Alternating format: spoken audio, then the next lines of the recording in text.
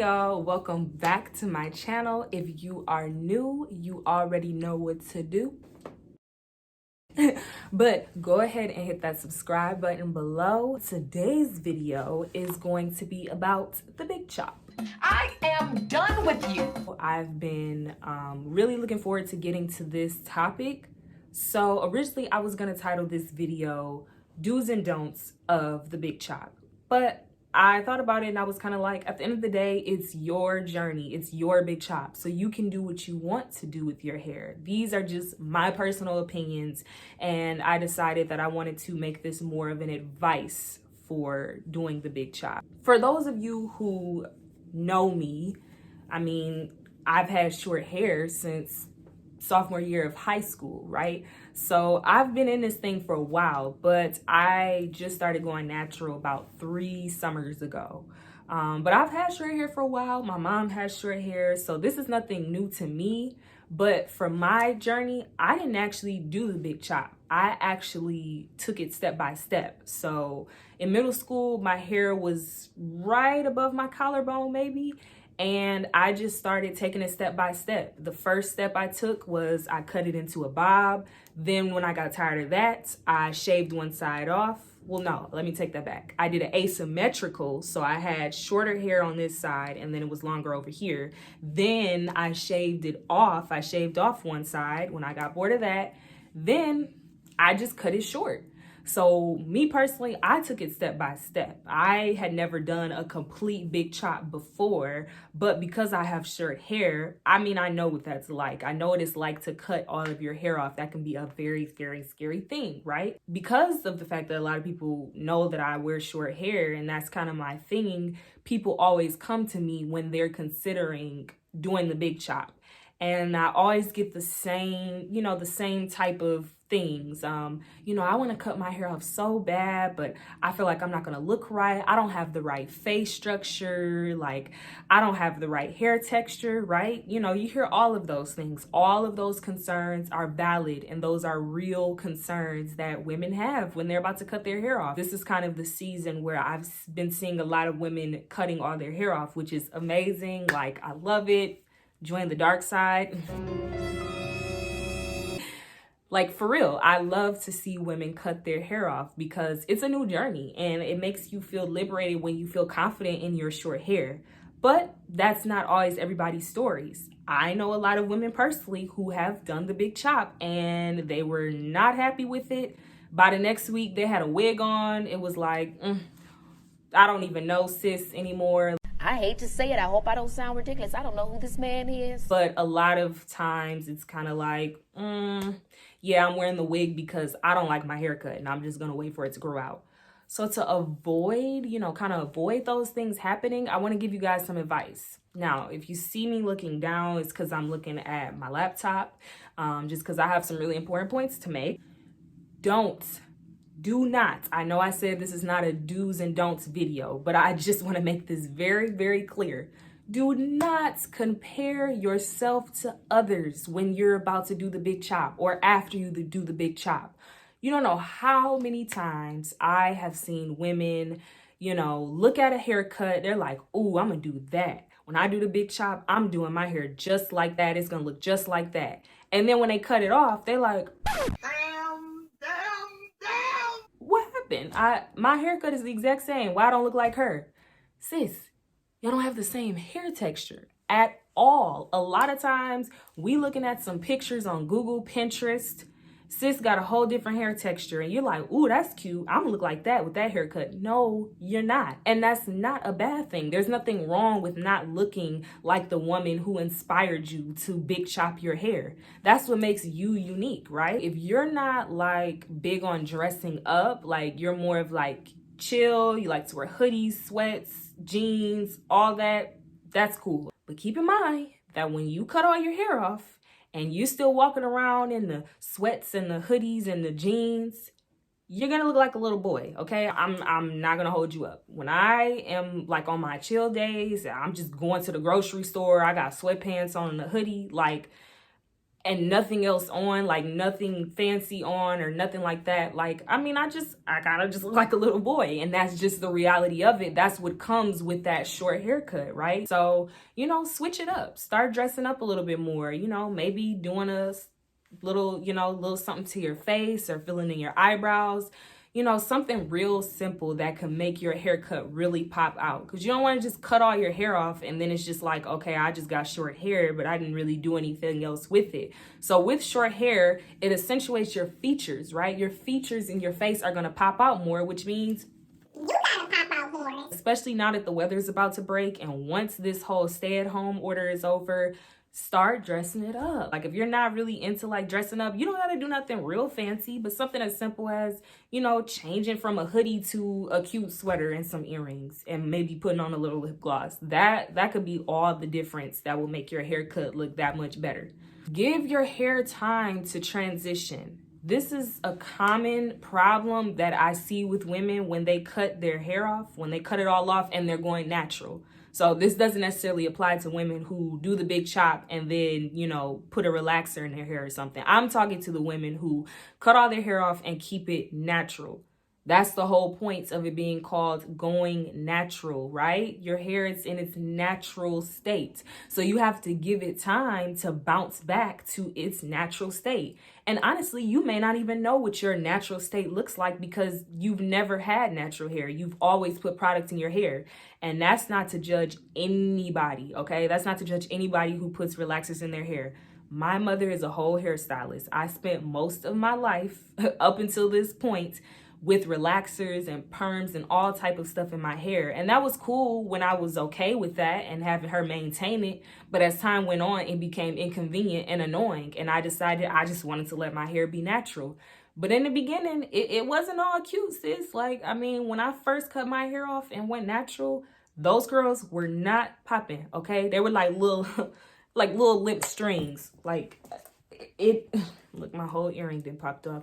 They were like little limp strings on my head. And like, I mean, I still loved the cut when I first got it, but it was not what it is today. Like, you see how defined some of these, not all of them, but a lot of these curls are, right? My texture has definitely like grown over the years, and it took a couple months to get there, but I had to be patient. Like, your texture, everybody's texture is not going to just pop out right away. Some may, but most people no. And that'll lead me to my next point. Find products that work for you, right?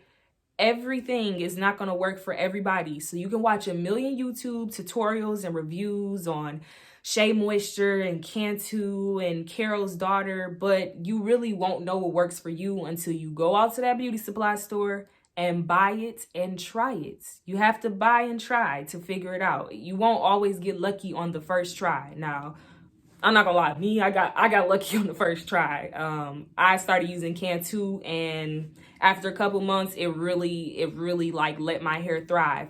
But for some people, that doesn't work. There are a lot of women who are like, Cantu is overrated. It's got alcohol in it. It dries my hair out, you know, and that's fine. They found something that works better. They may recommend Shea Moisture. Now, when I went and tried Shea Moisture, it did nothing for my hair. I tried Aunt Jackie's Curls and Coils, which I did a review on, so you can check my YouTube channel for that. And it did nothing for my hair. So the only thing that has been working consistently for me thus far is Cantu.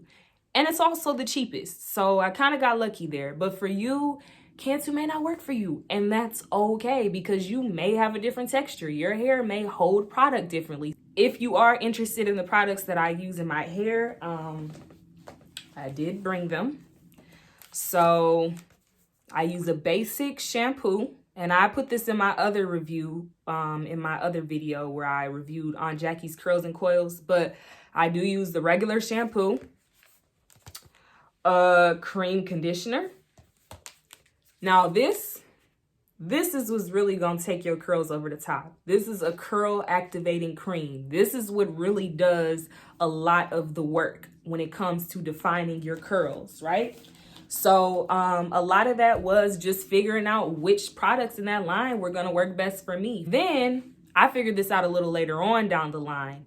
For my hair, I started to get annoyed because it was like, okay, my hair is curling, but it's not, the curls are not defined, if that makes sense. There are no separate coils in my hair. So I figured out that this was going to become my best friend very, very soon. And it is my best friend now. And I will continue to use this foam brush. You can order this on Amazon. You can get it from the beauty supply. The beauty supplies are not open right now. So order all of these things on Amazon. It has two sides. Yes, I got some little hairs sticking out of there. I know that doesn't look very great. But this is what really defined the coils in my hair. Okay, and I may do another video, but I figured I didn't need to do a tutorial on my hair because it's very basic for me. All I have to do is put shampoo in my hair, rinse it out, put the conditioner in my hair, rinse it out, put the curl activator in my hair, and then use this foam brush, and then I lay my edges down. That's all I do. There's no magic tricks or anything there. So I'll leave those products in the description below if those are something you're interested in purchasing. Now, everybody may not agree with me on this one, but I stand by this firmly. I won't say you should, but I highly, highly recommend you consider going to a professional licensed hairstylist for your big chop, okay? And I might sound biased because my mother is a licensed hairstylist and she was the one who cut my hair. But when I tell you, it makes a lot of the difference. If you're one of those women who's concerned about the cut not looking right on your face and not really knowing how it's gonna look and being worried about things like that, like I am, then I would go to a licensed cosmetologist and get my hair cut into the shape that fits my face. This is the cut that works for me personally. But what works for me might not work for you. But I really would recommend going to a cosmetologist because they'll look at your face and they'll decide what they feel like will look best for you. Because the big chop is not just as simple as shaving your head off. If you want it to really look and work for you, then you should get somebody that's a hairstylist that can really tell you, sis, that's cute, but I think you should try this way because I think this will work better for your face.